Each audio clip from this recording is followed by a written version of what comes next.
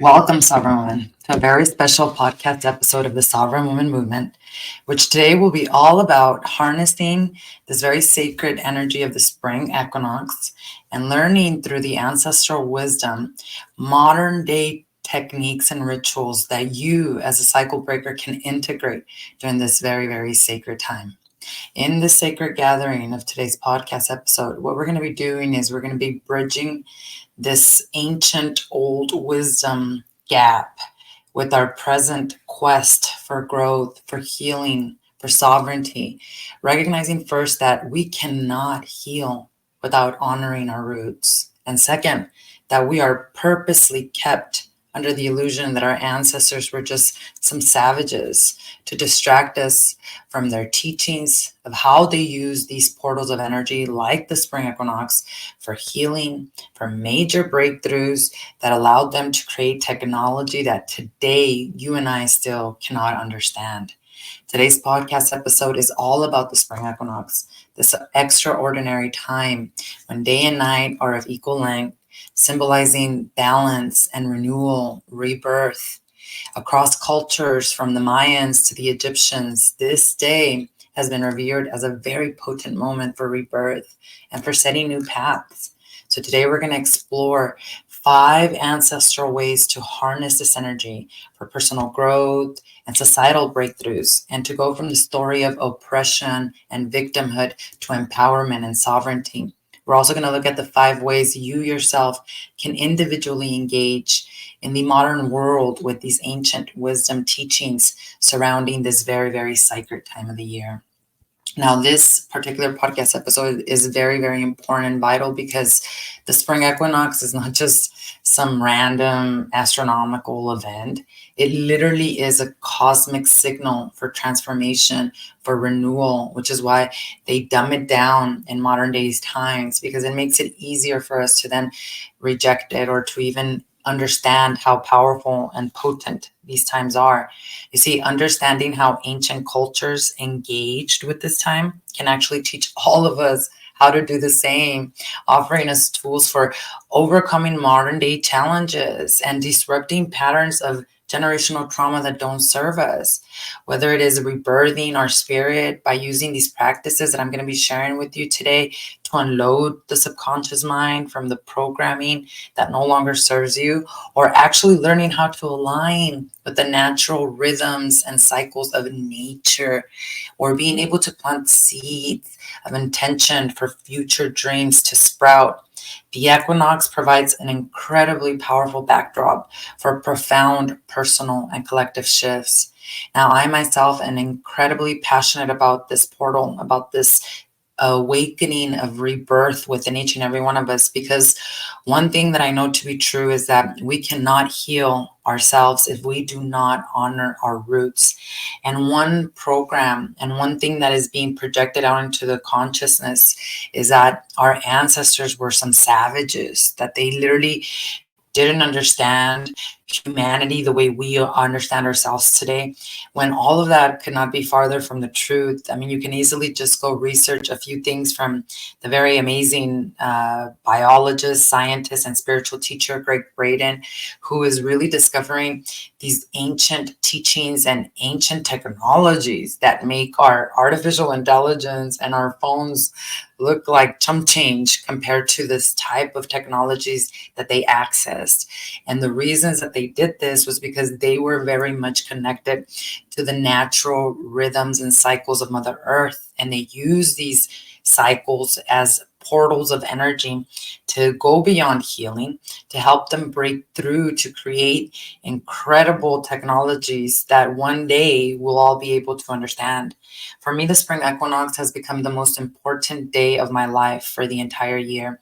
That is something that Yogi Bhajan, who brought Kundalini Yoga from the East to the West, would always say. I didn't understand it until I myself started to practice Kundalini Yoga, which was about almost 7 years ago. And then when I became a teacher 5 years ago, and now as a Kundalini Yoga holistic therapist, the symbolism and the importance of the spring equinox only grows bigger and bigger and bigger. Because the more that I healed myself, the more that I actually learned to honor our roots, my roots. You see, a way to keep us broken, to keep us unhealed, to keep us under this trance of I'll never ever be able to overcome this emotional pain, is to keep us under the belief that we are victims, or to keep us under the belief that we are oppressed. If we continue to hear that story, then that is a story that we will continue to teach our children, creating a lot of insecurities. This is why they dumb down these portals and they make it seem like it's not important what it is that you do on days like today. Because if you awaken and you start to really heal, not only will you want to know and honor your roots, but you'll be able to relinquish the programming of victimhood, of feeling like you are oppressed, when in fact, we are the only ones that crucify ourselves. You can easily remove the cross that you are holding on because you are giving your power away to teachings that do not reflect the true essence of who you are as an infinite soul, and also the wisdom and the victories of the ancestors who used these spring equinox portals for major growth. For me, in the last 7 years, especially, I've dedicated this special day of the spring equinox to meditation. And for the last 5 years, I've actually held an in-person or virtual equinox workshop for my community, where we basically integrate the teachings of Kundalini yoga to help us do what's most appropriate to do during these times, which is basically unload the subconscious mind, because that is literally a rebirthing holistic technique to help you go beyond the patterns that don't serve you, to help you go beyond victimhood to empowerment, to sovereignty, to knowing that not only is everything healable, but that you have that inner energy, that Kundalini awakening within you to do that. So the spring equinox for me has become an incredibly potent day where I set my intentions to unload, to create intentions for my future, and to also align with the wisdom of the cosmos and the wisdom of my ancestors. So today what I want to do is I want to share with you 5 ways that our ancestors harness this energy.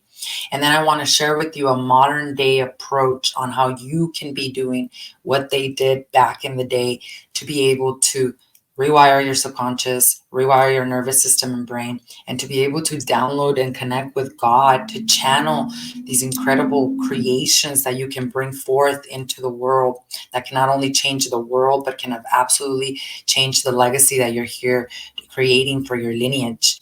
So the first thing I want to talk about is the way that our ancestors for a very, very long time focused specifically on the spring equinox to help them in the development of what is known as cosmic alignment and spiritual renewal. So in essence, the spring equinox was more than just some crazy day for them on the calendar. Whether you're talking about the Egyptians or you're talking about the Mayans, this was a celestial alignment that was basically deeply interwoven with their spiritual and physical renewal. So basically, imagine in the awe-inspiring sight of the sun that aligns perfectly with the Great Pyramids in Egypt, or what is happening right now in this moment in time and space, where this energy of the sun is casting a shadow of the feathered serpent down the steps of Kukulkan, which is this temple in Chichen Itza on the outskirts of Yucatan in Mexico. These moments where the sun aligned specifically with these temples weren't just for marveling at architectural geniuses. They literally were openings for spiritual awakening, for internal balance, to use the energy of today, which brings into perfect balance the amount of day and light that is coming in, to be able to evolve and spiritually renew themselves by aligning their energy with the cosmos through meditation, which is what they use these temples for during the equinox. What they did is they initiated personal growth, healing, and they initiated the connection with the divine, or perhaps even higher beings of intellectual power, because we even know that in the Bible it is said that intergalactic family members from other star systems like Orion, like Pleiades, like Ceres, they were also assisting and helping our brother Jesus Christ, They were helping our brother Enoch. They were assisting also Buddha. Many of the spiritual masters speak about this in detail. And one way that they connected to these ancestors were through the sacred architecture, which we're going to talk about next, but also through meditation. And especially during days like the spring equinox, when the energy is being projected onto Mother Earth, is very different than any other day. They understood that physically, mentally, and spiritually, we were being impacted by that. One of the ways that I explained to you a couple of weeks ago when I was preparing us for this very important portal is the way the yogis always understood the spring equinox to be a very important time where through Kundalini yoga meditation and awakening our inner energy of Kundalini, we would be able to access this channel that is known as the Shushman. Now, within our bodies, mind, and spirit, we are comprised of all energy, right? So thousands of years before X-rays, thousands of years before MRIs, the ancient civilizations understood the intricate workings of our inner body in a very different way. So across the East, there were holistic medical systems like traditional Chinese medicine, which is absolutely almost identical to Kundalini yoga therapy and the teachings of the meridian lines and energy. And they're also very similar to things like Tibetan medicine or Ayurveda, which basically these medicines or these spiritual practices of medicine understood that even though we cannot see the energy grid lines that are comprising our body, that there are countless channels, there's vortexes and layers of energy that are running actually through us, and they get clogged up when we do not cleanse and purify, because our emotions are energy in motion.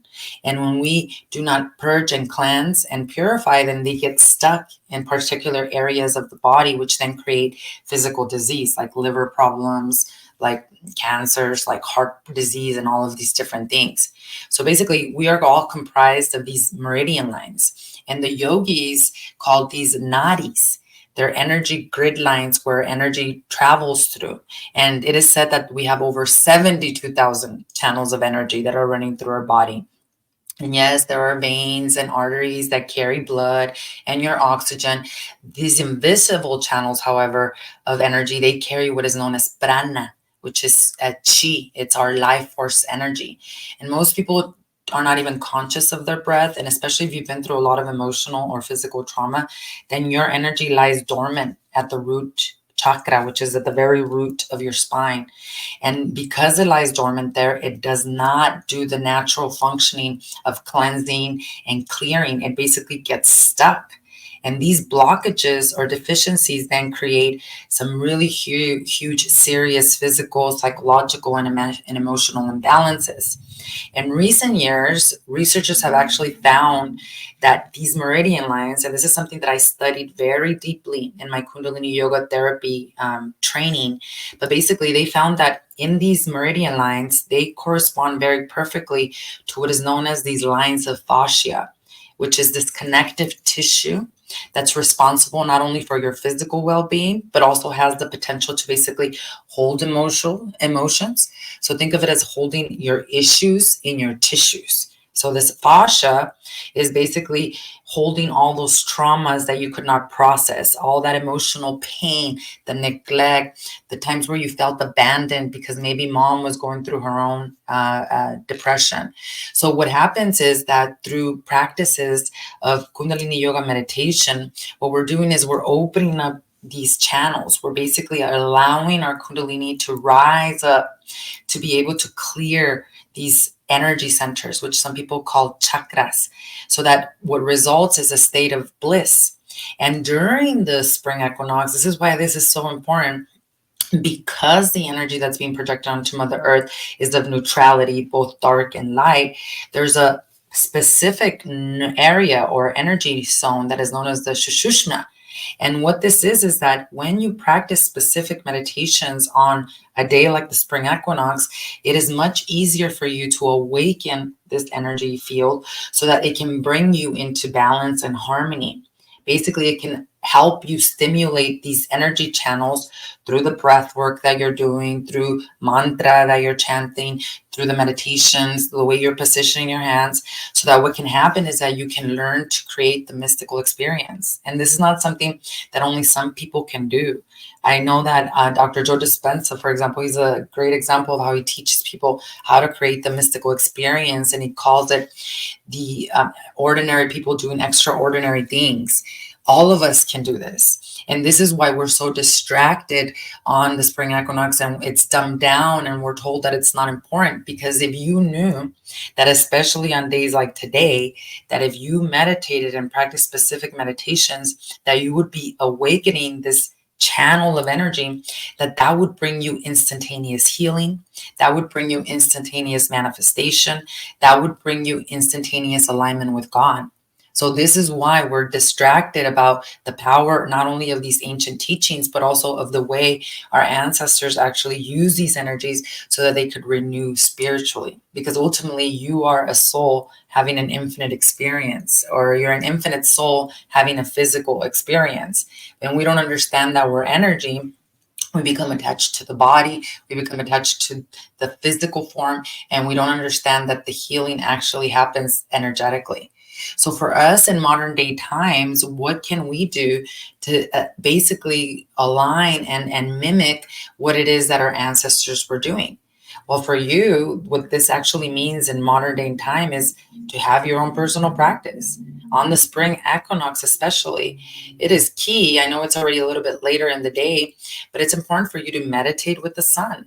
For us in my community, the Sovereign Women Academy, we start every single day with sadhana practice from 3:45 a.m. to 6:30 a.m. Now, not everybody joins us for that long amount of time. I'm there for that amount of time, but there are some women that only meditate 11 minutes. There are some women that only meditate 5 minutes. In either case, especially when you're using meditation during days like today, and either you're meditating under the sun at sunrise or even at sunset, because today the spring equinox actually is coming in late in the evening, the actual that neutral point.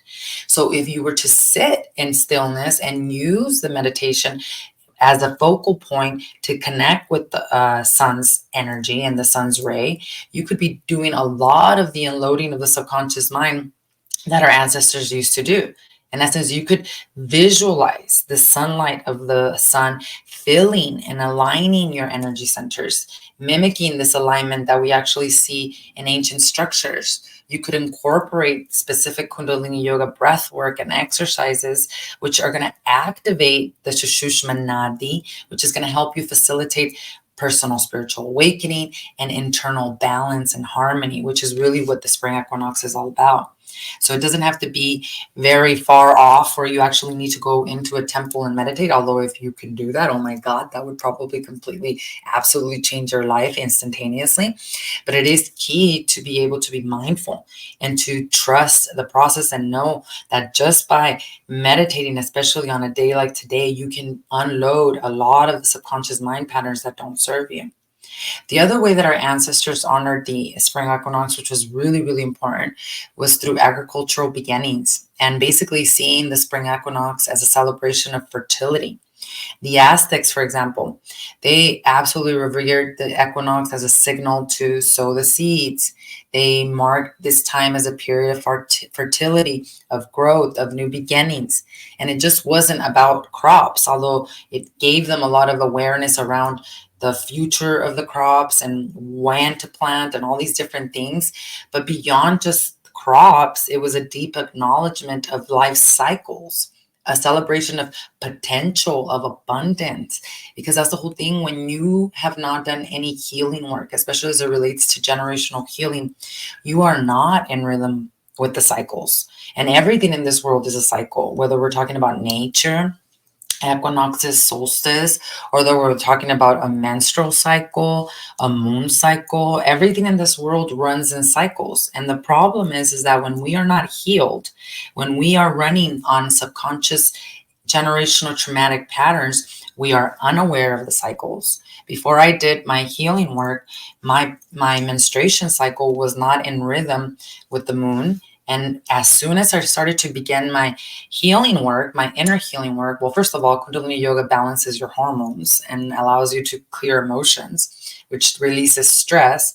But as I started to heal, my moon cycle, my menstrual cycle started to align with the moon, either the new moon or the full moon. That was a symbolism sign that I was healing, because I was once again in tune with the nature, with the rhythm of nature. And see, most of us, especially if we haven't done any healing work, we're not only in alignment with the natural cycles, we go against them. We don't realize that there are phases, and then the cycle repeats itself. And what do? We respond with the same ways we've responded for however long you've lived. And then you wonder why God is always out to get you, why you have such bad luck, why everything is always working against you, when really you're not realizing that you're in a cycle again, and that the way for you to change your life is to respond differently in the cycle. And our ancestors truly understood this, and they used cycles, again, to grow abundance in crops and all the things that they needed to create in the outer world. But it's the inner cycles that they paid attention. They paid attention to the phases in their life and use portals like today to basically realign, to help them come back into alignment with where they're going and where the soul is heading. So for us in modern day time, it doesn't have to be very difficult. We can also create our own space, whether it be a small garden, or we can use containers on a balcony. I mean, at this point in time and day, we don't need a lot of space, and there's a lot of technology out there that you can find where you can grow your own garden very, very easily. We can plant seeds, especially today, that symbolize your intentions for growth and renewal. You can also cover each seed with soil, silently naming an aspect of your life you wish to flourish.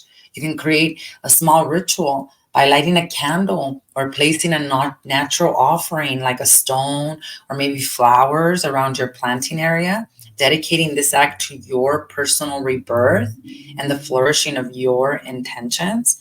So it doesn't have to be very complicated at all.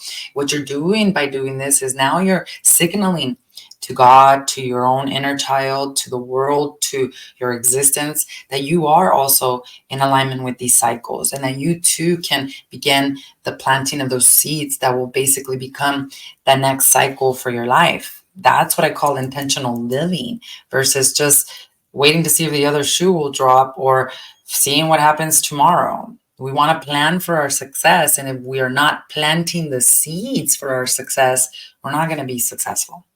The other way that our ancestors absolutely use this energy of the spring equinox for their own rebirth and growth is through architectural marvels, which then they used energy harnessing for.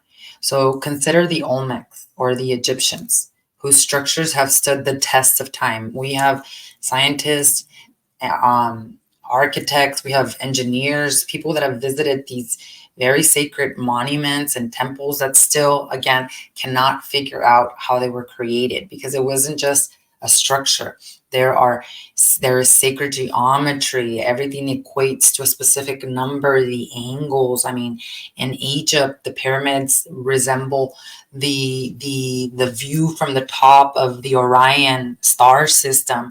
I mean, how were they able to know all of this if they didn't have telescopes? They didn't have the modern day technology that we have to look at the planets. Like, how are they able to see Mars? How are they able to see all the different planets, to understand their culture, to understand their cycles, if they did not have access to technology? So these temples, basically, they were created specifically for the purpose of ritual, for the purpose of meditation, for the purposes of basically harnessing this energy.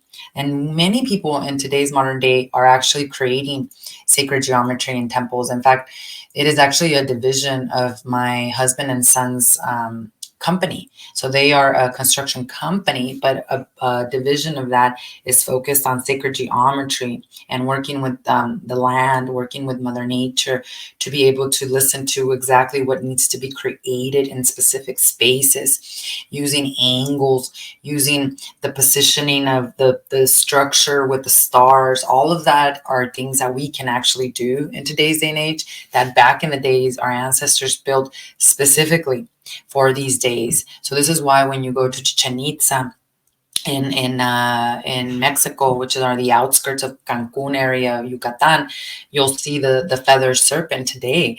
I heard it's really, really insane to try to go there on the actual spring equinox day because you have people from all over the world there. I would love to experience it at one point on the actual day. I've been to Chichen Itza at least 3 times, and to other temples like Palenque, the Mayan temples in Palenque, one time as well. Temples are something that really called to me. In Thailand, that the first thing that I visited were the temples there as well.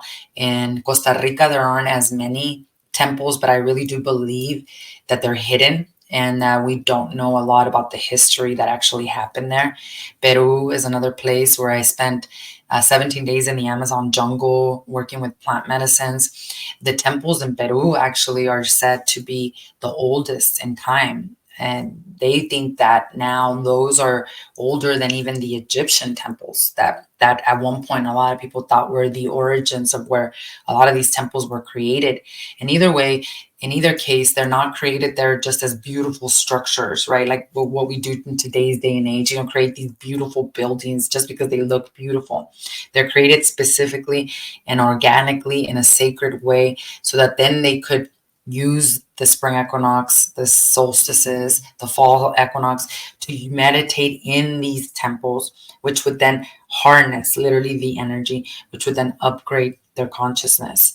Because our ancestors, like the Egyptians, they were very, very into what happens after life. They did not believe in death. And that's one of the things we're going to talk about right now next. And so they knew that after you leave the physical body, a lot happened in the afterlife. And that's one of the things that I learned as a holistic therapist, as a Kundalini yoga therapist. I recently took a class, actually last year in October.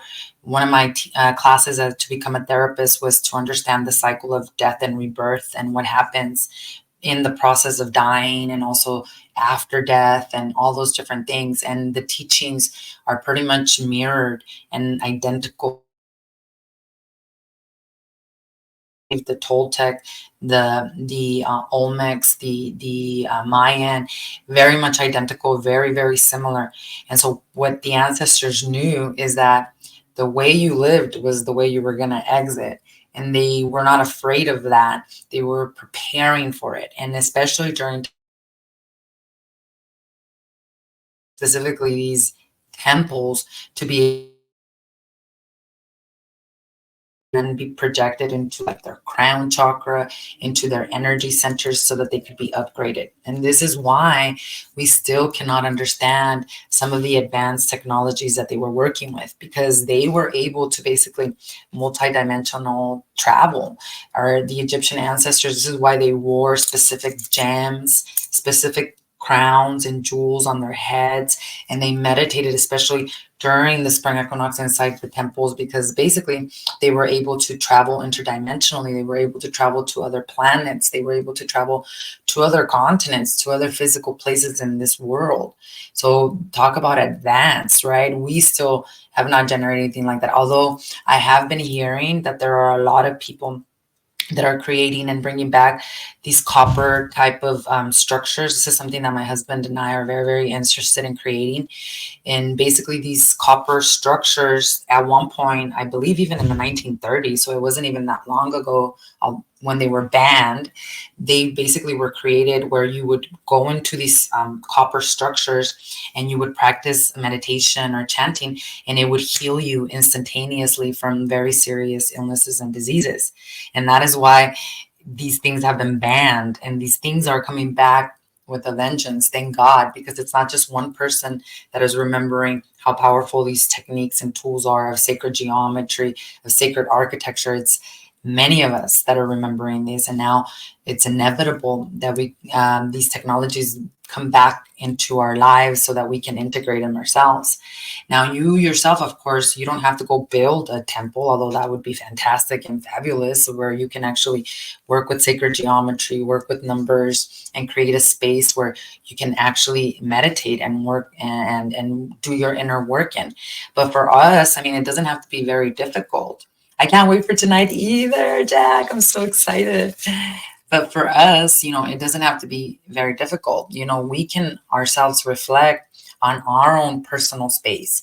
We can identify a spot that feels really energetically significant. And especially on the equinox, we can arrange this area where we can bring objects that have personal meaning, perhaps incorporating crystals, herbs, things like obsidian or jade, reminiscent of what the Mayan used in their healing practices. And we can position an altar where we can honor our ancestors and pray to them and understand that their protection and connection is always there. I myself have an altar that I do not take down at all throughout the year. The Day of the Dead, which is in November, I really, really go all out, right? And I decorate it at a bigger level, and we bring our ancestors, offerings and things of that nature. And we have a whole celebration that goes along with that. But on days like the spring equinox, what I like to do in my altar is bring them fresh water, fresh offerings, and also a lot of flowers, because flowers represent rebirth, and keep the spring equinox also vibe alive by bringing white candles to my altar, where then I'm also celebrating with them, knowing that they're also assisting me. So you can either build a sacred geometry, which is eventually what my husband and I are geared, and my sons, in creating in this world, these sanctuary houses where everything is created through sacred geometry and people can come in and meditate to upgrade their consciousness. Or you can create a space like that for you in your own house. I have my altar in this space that you're seeing here. This is my meditation area. This is where I meditate every single day. This is my sacred space as well. So the plants I have here, the crystals that I use around here, it's all very intentional, and it's there for a reason. And you can do that too. The other way that our ancestors really took upon themselves to harness the energy of the equinox is through mythology and through understanding these cycles of life that I was explaining right now. So basically, the stories told by our ancestors, they're rich with themes of death and rebirth. And like I mentioned before, they did not believe in death. And so many of the teachings of our brother Jesus Christ actually reflect the same thing. So you see, our brother Jesus Christ came to this world to teach us about the resurrection. Yet man, religion, the 1%, the dark evil forces, whatever, call them what you will, has always instead told us the story of his crucifixion. They have made sure that engraved and programmed in our minds that we feel like sinners for what we did to our brother, even though our brother Jesus Christ on that cross said, "Forgive them, Father, for they know not what they do." Our brother Jesus Christ saved us not because we were sinners. He saved us when he fully forgave us, which cleared us from the illusion of death and the illusion of sin, because sin is not real. What our brother Jesus Christ came to teach us was that God was a loving God, that God was a forgiving God, that actually God did not need to forgive us, and that we all carry the Christ consciousness in us. And the thing about the world, and especially people that are very religious, is that they will call blasphemy on that. And they will be afraid of life because they believe in death. They believe that God's will for us is to die. When our brother Jesus Christ, who was an alien to this entire existence, came to teach the exact opposite. And so what we have is society, and this is really, really sad because we're seeing this play itself out in the world. We now have a society that uses victimhood in a very egotistical way. Either A, now you consider yourself a victim, because of what happened to you in your life or what your ancestors went through. So now you have an excuse to not uncoil your potential and to dim down your light. Or B, this is the craziest one. This is the saddest one. This is the one that I'm seeing the most right now that people need to awaken to is I'm a victim. Look what the world did to me. Let's look at all these people that feel victimized, that today, because I'm a victim, I have the right now to hurt other people. When you think about the war that is happening today, that is the mentality. I'm going to use the victim card to now give myself the right to basically attack and kill innocent people. Why? Because the narrative wants to continue to be programmed in us that we are helpless victims that have been oppressed, that we have a right to be angry, that we have a right to be violent because of what was done to us. When our brother Jesus Christ came and said, I'm not a victim, I'm empowered. I know what's coming next. I'm here for my legacy. I'm here for my purpose. And he walked swiftly towards his purpose. And he came to teach us how to release the cross that we impose on ourselves, because we allow the world to impose that on us.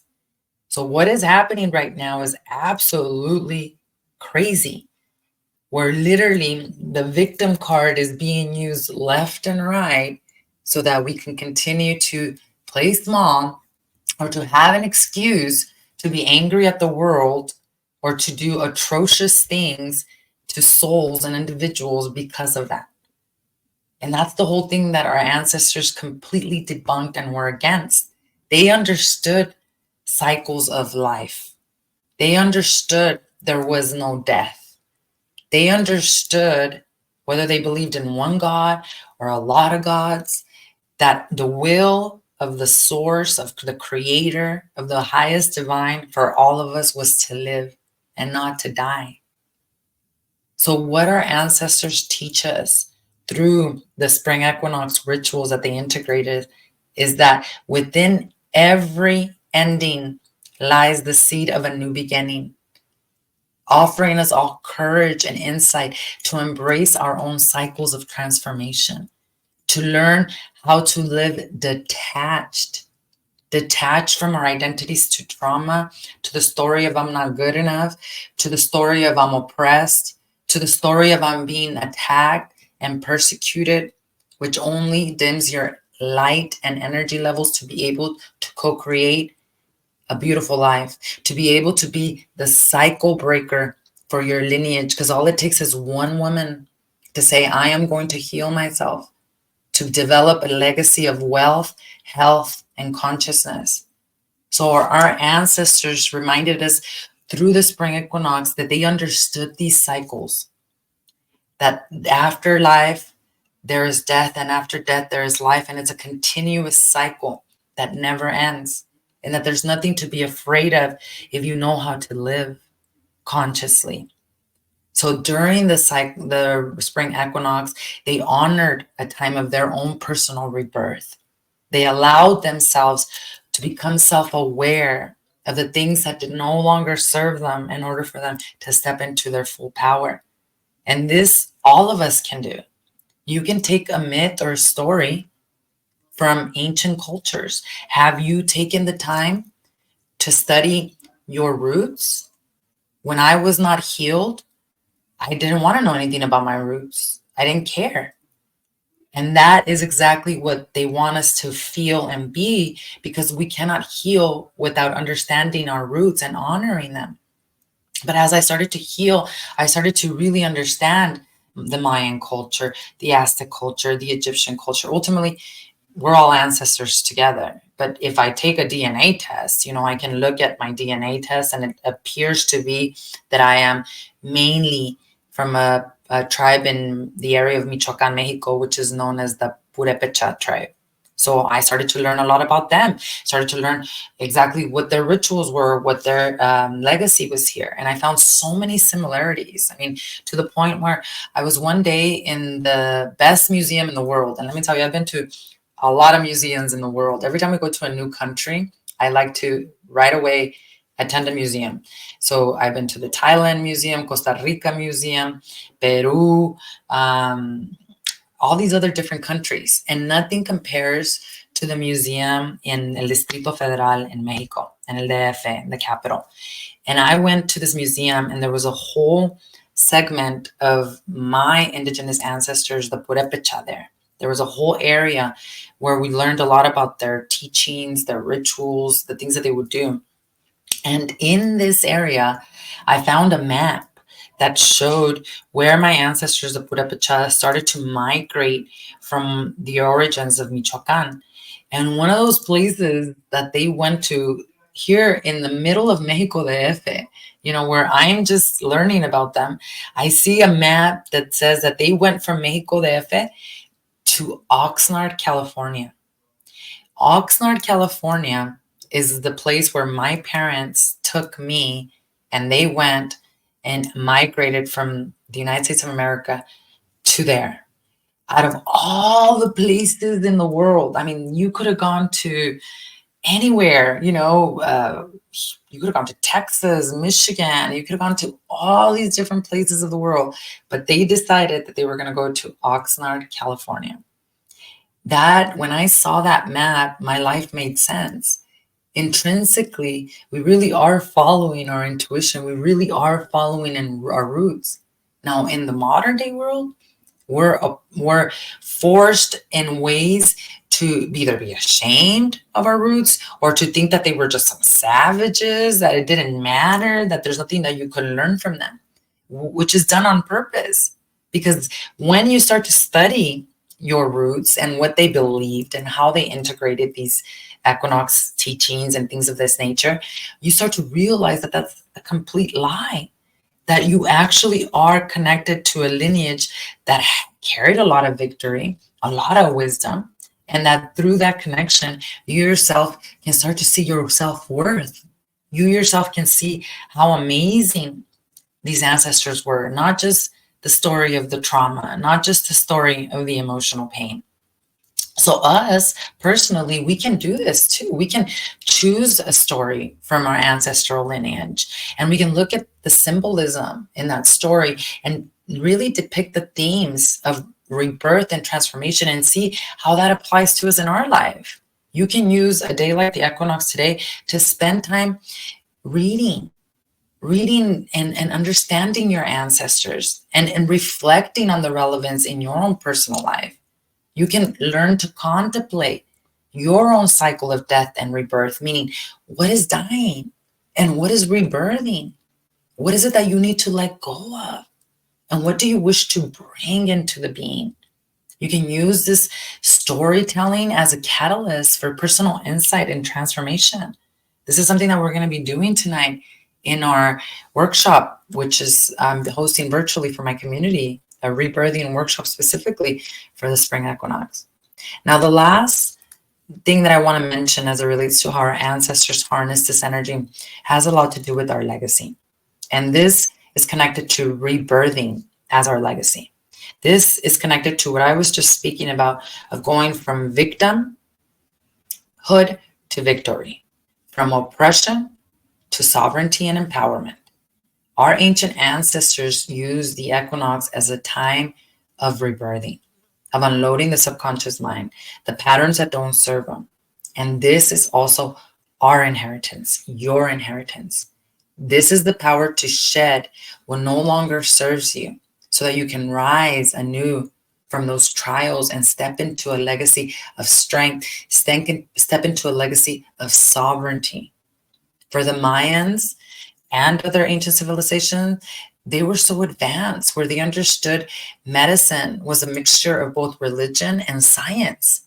They understood medicinal activities tended to be practiced by higher beings who basically had inherited their positions and received a lot of extensive training. So shamans, basically human beings who had gone through something really horrific and have overcome it.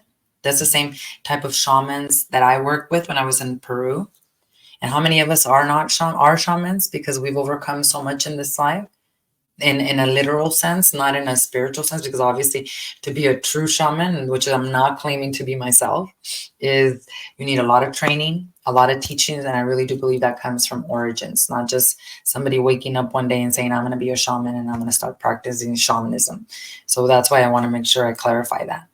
But for the Mayans, health and ill health were all a matter of balancing and imbalances. That's what it was. So balance equaled health, imbalances equal sickness. And they knew about things like stitches. They often used human hair to suture wounds. They also regularly made casts to speed the healing and recovery of fractures and other bone breakages. By all accounts, they were really skilled at dentistry. They used iron pyrite as tooth fillings. Mayan witch doctors were also skilled in creating prosthetics made from jade and turquoise, and they used obsidian for making cuts. They also explore doing types of healing with jade and obsidian pieces. Some were used as earrings and necklaces. Others were pieces of decorations on their outfits too, but it was all intentional. They studied the energy of these stones and then they used them to concentrate the good energy of someone and help him heal, help him do better regarding the illness that they were going through. They had systems of writing, hundreds of thousands of books, refined systems of mathematics. They were advanced mathematicians. They understood and built all these efficient water distribution systems. I mean, literally underground water that then came to all the houses. How? Thousands and thousands a year ago. They were capable of really complex weaving, elaborate paintings. They were incredibly intelligent. They grew cotton. They knew gold and silver metalworking. They had a very sophisticated pottery capability. As we talked about, the architecture was complex, something that we've never seen on this earth. They had a rich sense of cuisine. They cultivated numerous foods and flavorings, and they utilized very efficient water and land-based trading system. I mean, the Mayan even had excellent road constructions, technology just as sophisticated as the Romans. Many of the roads are actually still functional to this very day.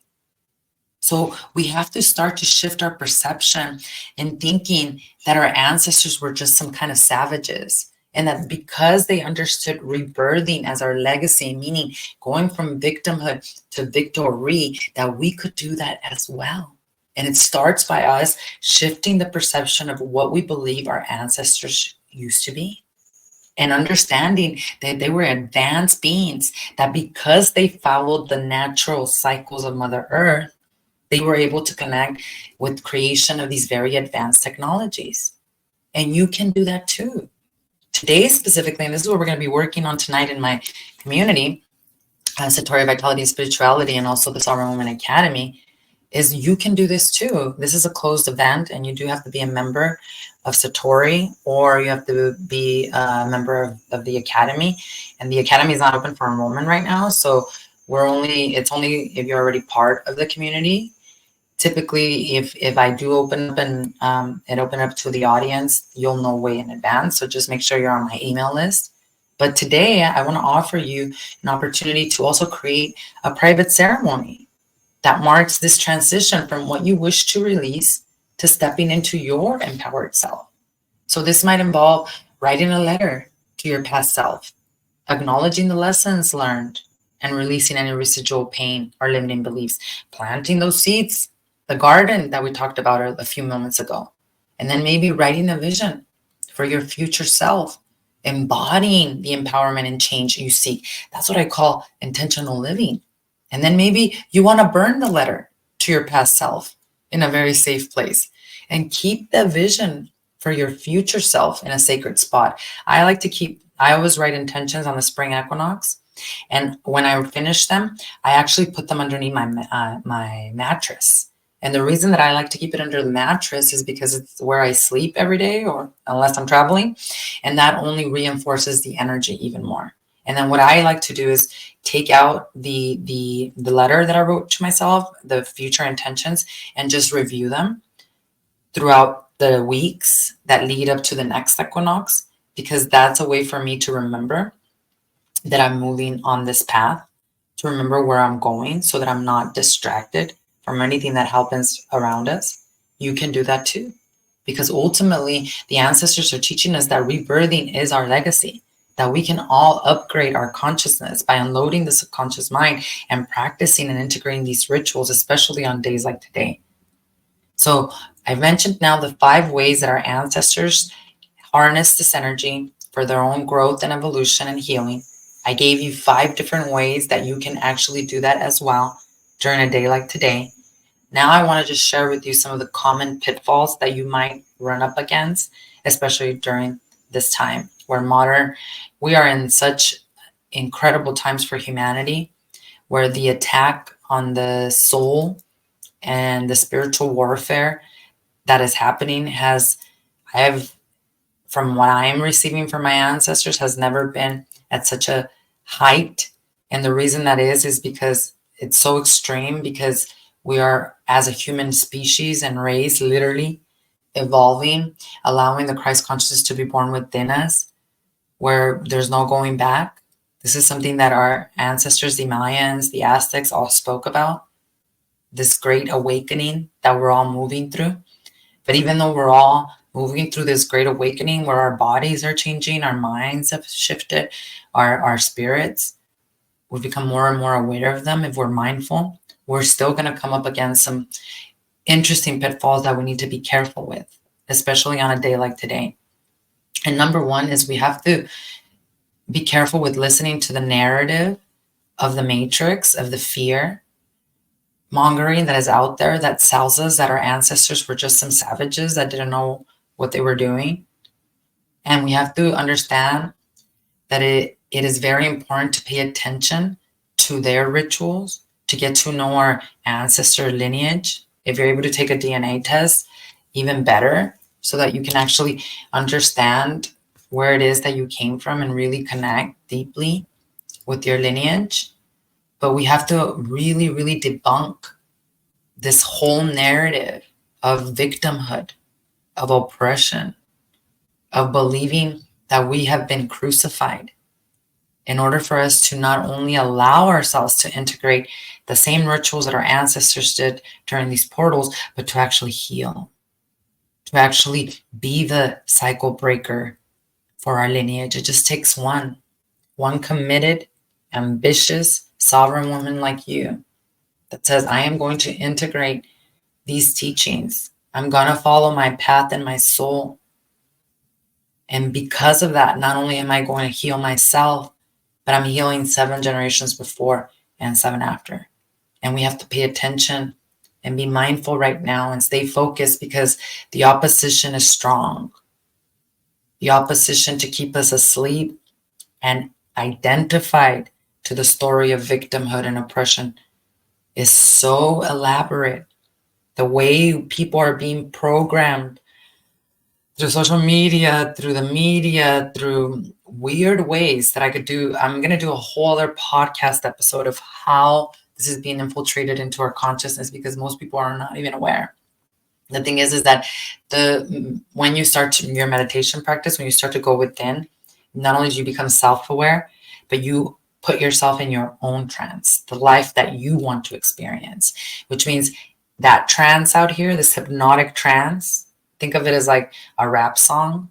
The rap song is created in a way where they use NLP, neuro-linguistic, so that even though the words are saying this and the words are not good for you, underneath the rhythm, the sound is creating a message in your brain.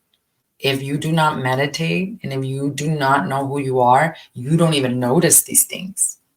I used to be like that. Oh, just follow the rhythm. I don't care about the words. Just follow the rhythm, which puts you in a hypnotic trance of, I am a victim.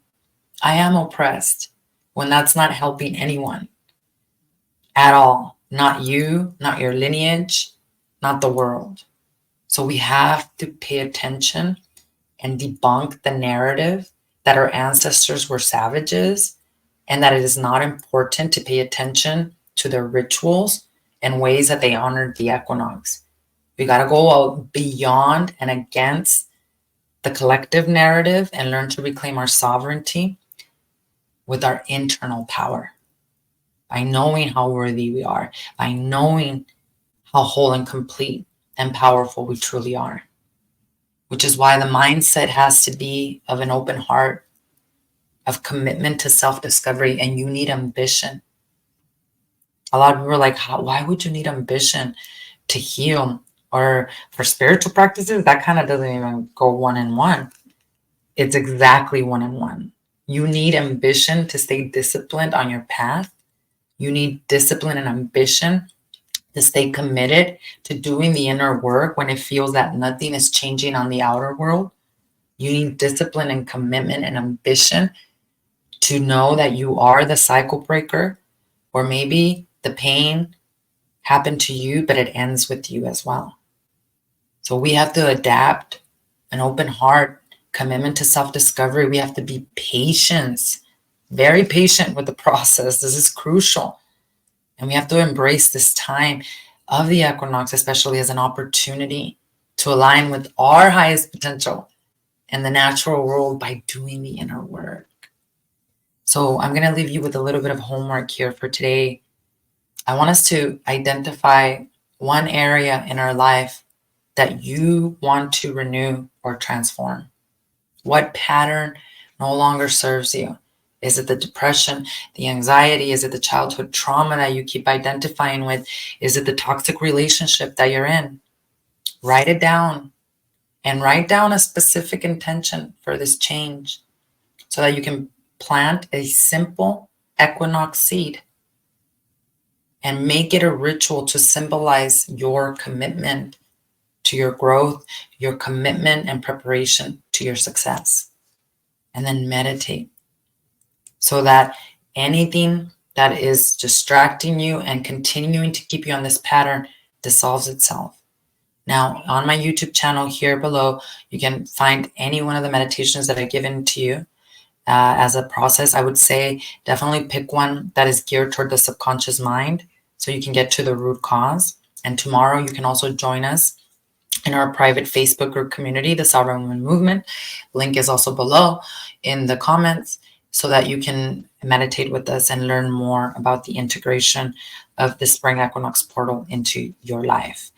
Now, I want to thank you all so much for joining this very sacred exploration of the Spring Equinox. I hope that you feel inspired to embrace the lessons and energies of this time. And of course, I'd love to hear from you. Any questions, reflections, anything that comes up, put it down below in the comments. Together, we're fostering a community where it is safe to be seen and heard, and where it is safe to reclaim our sovereignty. Thank you for joining us today. Thank you for subscribing. Thank you for hitting the like button. Thank you for sharing with your community as well. I look forward in connecting with you in the next video. I look forward in connecting with your aligned rebirth itself. Be well, everyone, and happy Spring Equinox. Sana.